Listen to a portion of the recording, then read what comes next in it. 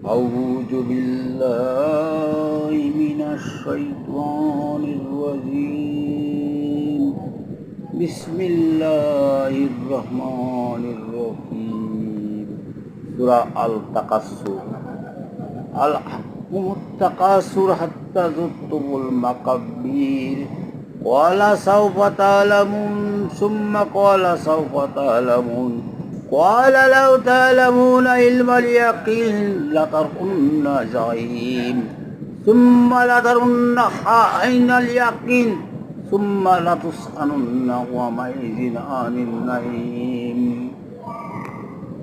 পবিত্র এই সূরা আল তাকাসসুর।